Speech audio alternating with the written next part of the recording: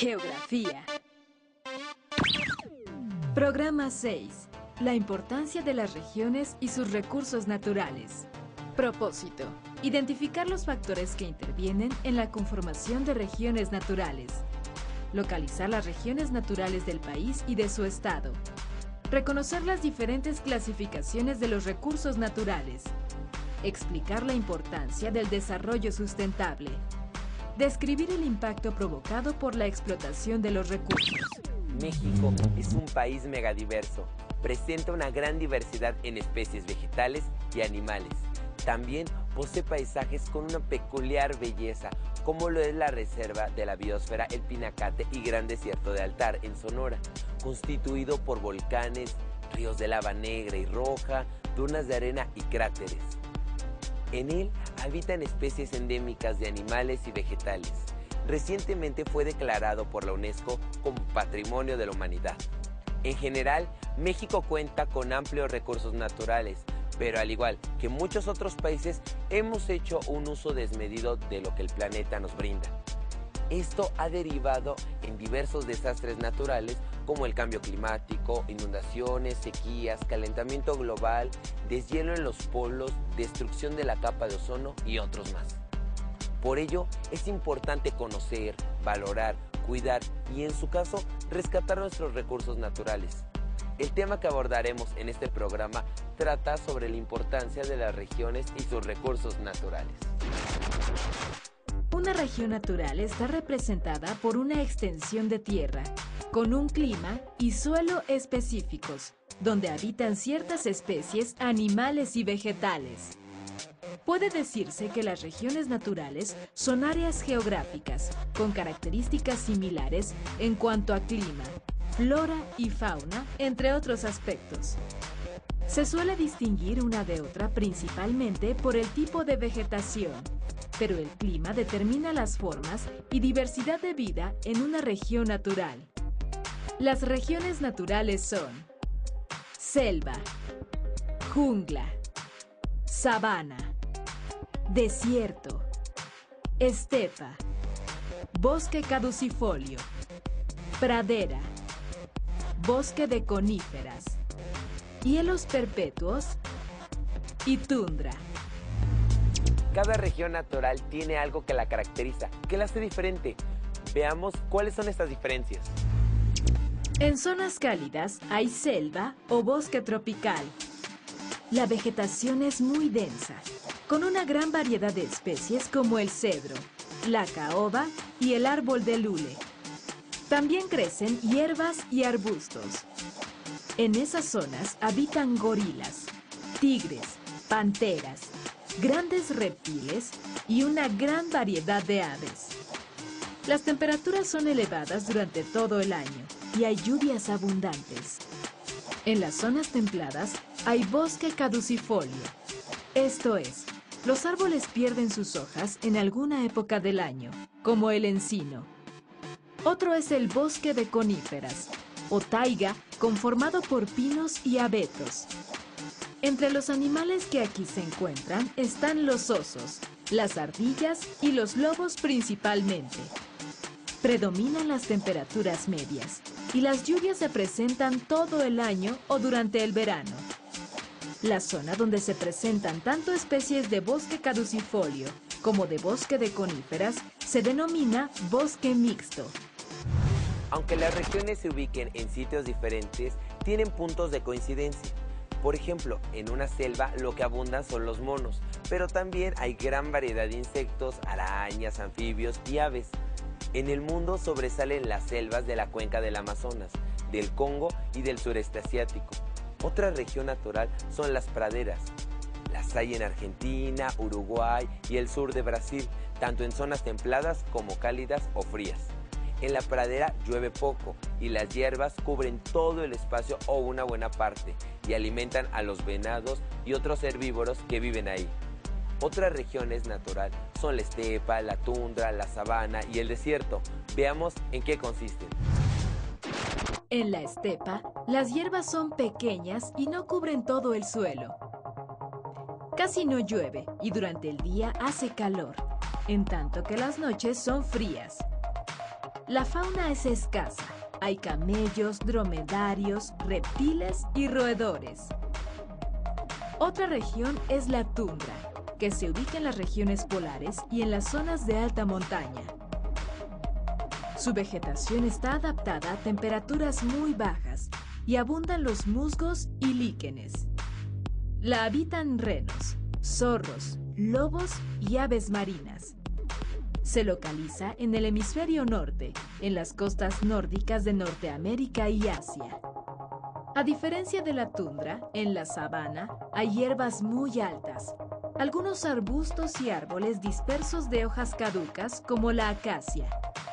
El clima es tropical con estación seca. La habitan elefantes, jirafas, gacelas, cebras y leones, entre otros.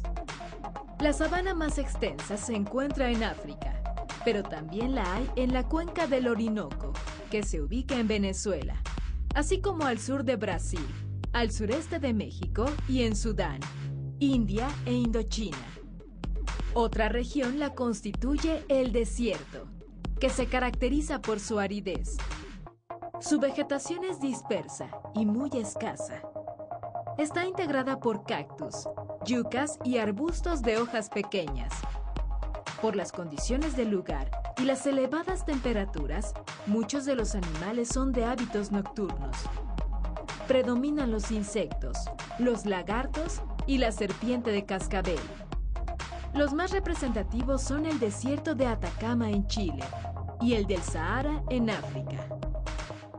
Con excepción de hielos perpetuos y tundra, en nuestro país tenemos casi todas las regiones naturales, gracias a que existe una gran diversidad de climas y relieves. Por donde tú vives, ¿qué región natural identificas? Cada región brinda recursos diferentes.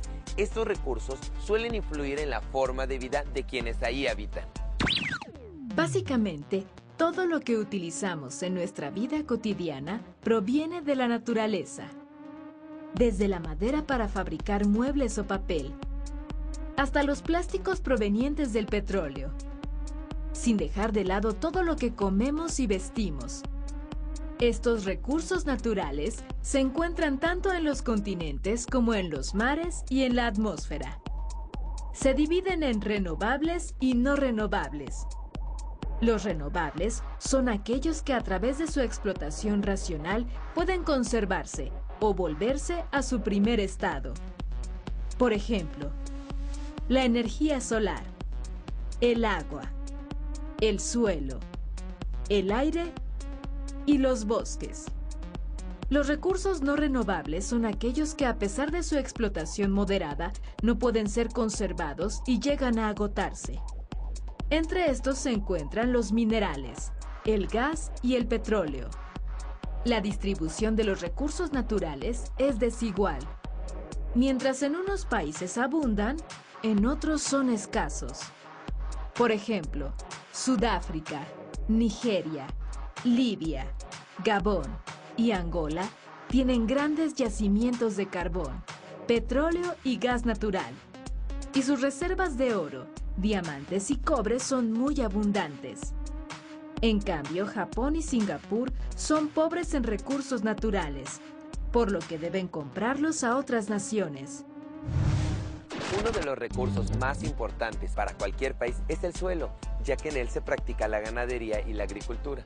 Las características climáticas de cada lugar determinan el tipo de suelo existente. Por eso México tiene el 87% de los tipos de suelos que hay en el mundo. Al norte del país los climas son secos, por lo tanto el suelo es poco fértil. En el centro hay climas templados donde el suelo es más productivo. En el sur y sureste el clima es tropical y los suelos son ricos en materia orgánica, aunque la deforestación es una amenaza constante. México cuenta con la presencia de bosque tropical, bosque de coníferas y bosque mixto. ¡Qué afortunados somos!, ¿verdad? En todos estos bosques, el recurso más explotado es la madera, pero también se extrae la resina y la celulosa. Pero la riqueza natural no solo se obtiene del suelo, sino también del subsuelo. Veamos en qué consiste. Abajo del suelo, pero a mayor profundidad, se encuentra el subsuelo. En él se encuentran codiciados minerales como el oro, la plata y los diamantes, y recursos energéticos como el carbón mineral, el uranio, el gas natural y el petróleo. Del subsuelo de México se extrae una gran variedad de minerales que se encuentran distribuidos en diferentes estados. Entre estos recursos está el oro, la plata, el cobre, el plomo, el zinc, el hierro y el antimonio. Pero el recurso natural más importante que hay en el subsuelo de nuestro país no son los minerales, sino los energéticos, como el carbón, el petróleo y el gas, que además de ser esenciales para la economía del país, son la principal fuente de energía. Y del subsuelo proviene también gran parte de uno de los recursos naturales que más utilizamos, el agua, que a pesar de encontrarse en exteriores como en lagos o ríos, cada vez es más usual el uso de pozos para extraerla. La demanda de agua dulce en todo el mundo es muy elevada, lo que provoca su escasez. En México, las grandes reservas de agua se encuentran en el sur y sureste, donde su disponibilidad es 7 veces mayor que en el norte, centro y noroeste del país. Este recurso se concentra principalmente en 7 ríos: Grijalva, Usumacinta, Papaloapan, Coatzacoalcos, Balsas, Pánuco, Santiago y Tonalá. Una buena parte del agua se utiliza para producir energía eléctrica, pero recientemente se está haciendo uso de otro recurso, el aire, que genera vientos con los que se puede generar dicha energía. Este tipo de planta eólica se encuentra en los desiertos del sur de Estados Unidos y aquí en México en lugares como La Ventosa en el estado de Oaxaca. Aunque existe otra alternativa más para proveernos de energía, el sol. Dada la ubicación de nuestro país, la energía solar es un recurso con el que se puede contar la mayor parte del año, principalmente en zonas áridas, donde el sol está en plenitud. La energía eólica y la solar son ejemplos de cómo aprovechar los recursos naturales sin dañar el medio ambiente. Pero lamentablemente, y en la mayoría de los casos, el uso de los recursos naturales tiene consecuencias negativas, y esto se debe principalmente a su explotación excesiva. Los recursos naturales se han explotado por años, pero empiezan a ser evidentes los estragos causados. Por lo general, el desarrollo exige el uso de una mayor cantidad de recursos naturales. Por eso, es importante lograr que dicho desarrollo sea sustentable y se base en acciones que nos permitan tener niveles de vida satisfactorios sin poner en peligro el medio ambiente y sus componentes. Un modelo económico de desarrollo sustentable debe considerar el ecosistema como un todo, en el que interviene naturaleza, economía y sociedad. Con esta base se tiene que garantizar la existencia de los recursos naturales para las generaciones futuras y el derecho de todos a disfrutar de los bienes que se produzcan con ellos. Autoridades, instituciones y sociedad debemos actuar en conjunto para vivir en armonía con la naturaleza. ¿Qué acciones propondrías para poner en práctica el desarrollo sustentable en tu comunidad? Se han puesto ya en práctica diversas acciones para conservar el medio ambiente, como la educación ambiental y la promoción del uso de energías alternas. Se fomenta también la captación y uso de agua pluvial, la agricultura orgánica y el reciclaje y reutilización. Otra medida es el establecimiento de áreas de conservación, las llamadas reservas de la biosfera, además de conservar y proteger la biodiversidad. También tienen como objetivo el desarrollo económico y humano, así como la investigación, la educación y el intercambio de información entre las diferentes reservas, mismas que forman una red en todo el planeta. Además, diversas organizaciones mundiales como la Unión Internacional para la Conservación de la Naturaleza, la UICN, y nacionales, como la Secretaría de Medio Ambiente y Recursos Naturales, Semarnat, están haciendo su mayor esfuerzo por conservar nuestros recursos. A lo largo de este programa hemos visto que México es un país megadiverso, en el que están presentes diversos tipos de regiones naturales. Recordemos que una región natural está representada por una extensión de tierra con un clima y suelo específicos, donde habitan ciertas especies animales y vegetales. De esta manera, nuestro país cuenta con una gran variedad de recursos naturales. Sin embargo, la sobreexplotación que se está haciendo actualmente de dichos recursos es preocupante, ya que se están ocasionando daños irreversibles en los ecosistemas.